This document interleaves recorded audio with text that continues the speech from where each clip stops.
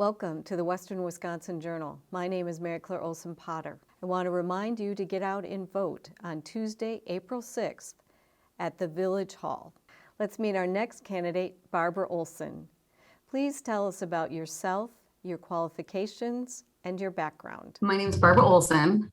A little about myself. I am a single mother who recently moved to North Hudson. I've been in Hudson about 5 years. I moved to North Hudson 4 years ago. I am a business analyst for a corporate company in the Twin Cities. My qualifications, I would say, definitely fall under that business analyst role where I do a lot of projects. I review a lot of things. We clearly analyze a couple of things to figure out what are your best options for the project that you're working on at hand. I love the area that we're in. North Hudson, I feel, is a very small community in a large city atmosphere where we're right across the river from the Twin Cities. I feel like we're a suburb of the Twin Cities, honestly, but we have a small community feel. So I really, really enjoy this. Best community I have lived in thus far. Okay, thank you. Here's our next question. Why are you interested in serving on the North Hudson Village Board? As I mentioned, I feel that North Hudson is a great community. I have lived a few different places. I grew up right across the river there in Afton. I lived in Cottage Grove for many years, but as soon as I moved to Hudson, I've never felt more welcome, more sense of a community than I ever have here before. Great neighbors. I just really enjoy this neighborhood that I am in, and I feel very safe here. I have 2 children. I don't mind them going out. Mom, can we go to the store? Sure, it's a mile away, but I have no problem sending them out and feeling that they're going to come back completely safe. The small town is great. It feels, you step over the river, it's 20 years. It feels like it's 20 years back in time. It's just a really great place. Also, our taxes are quite nice here in North Hudson. It's not quite as much as just down the road, I guess, in any direction, if you look at it that way. It's just, oops, sorry about the noise. Just a great overall place to be. And I would love to learn so much more about this community. Okay, thank you very much. And our third question, what do you see is the most important issue facing the village in the next 2 years and beyond? Definitely within the current year that we're living in right now, 2020, we have a huge project going through, that 35 project, where they're going to be tearing up a lot of our main thoroughfare, right? We go from the only way to get to North Hudson is through Hudson or taking the back roads here through the county roads. So one of the biggest issues I think we have is this project. How do we survive with the businesses that we have currently? Are they going to thrive? Are they going to stay open? Or what is going to happen? Also, keeping the community safe with the detours that are going to go through. I mean, we have the main drag, but you're going to be putting lots of traffic through the back roads. Are we going to feel safe? Will I feel safe where I live? Everybody. Also, with the roads that you have that you're putting those detours on, what's the impact going to be? I mean, how are the roads going to handle that as well, right? Another huge thing I think that we have in the village of North Hudson is we're landlocked. So how are we going to grow without losing that small town feeling? I don't want to live in a big town. I don't want to feel like there's lots of shops and businesses. We don't live very far from anything. It's very convenient for us, but it feels like a great small community. And I want to keep that and just keep it. Taxes affordable, but figuring out a way to do some growth within our town facing the landlocked situation that we do have. Thank you. We're going to move on to our fourth question. Do you see any areas where the village could reduce spending without reducing services? I think there's always hope for improvement. There's always areas that can be improved upon.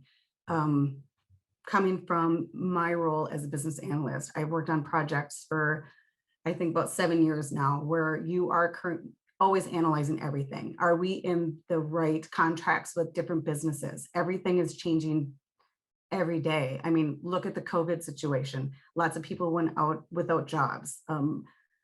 Lots of things have increased in price, right? So maybe it's a great time to review our contracts, right? And look at what is there to offer? There might be another product out there, similar, same or similar, but offered for a much cheaper price. I would like to definitely improve products, improve contracts, improve anything we have, but not reduce our services, being able to still provide great services to our community, but not increase the price, excuse me, to definitely just try and see, are there better options out there? Thank you. And moving on to our fifth question. Do you see any things that could be done in the next 2 years that would improve the municipal operations in the village? And a follow-up to that, what would be your ideas on how to improve these operations?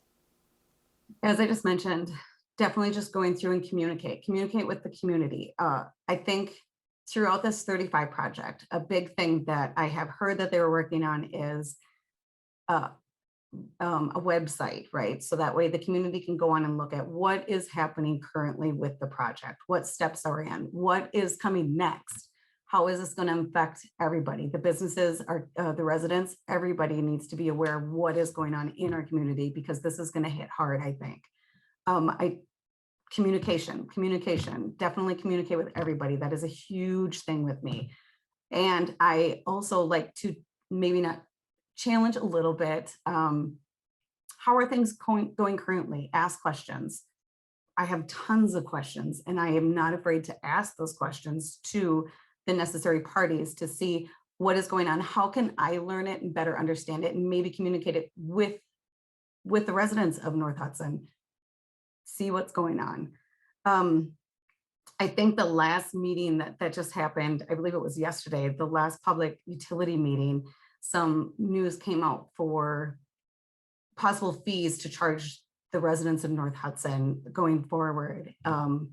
Is it going to happen? I'm not sure. But I think what can definitely happen is North Hudson work hand in hand with the surrounding communities. As I said, we're landlocked. We can't grow very big, but we definitely need to communicate with the surrounding cities and towns to just work better. Just everybody, we're all in it for the long haul, right? We're all neighbors. Let's get along and be neighborly. Let's try to see what we can do to make some updates, but work together, I think, is a great idea. But I think improvements are definitely going to be communicate with everybody, just see what options are out there. And thank you so much for joining us. And our final question is, are there any additional comments that you would like to make now?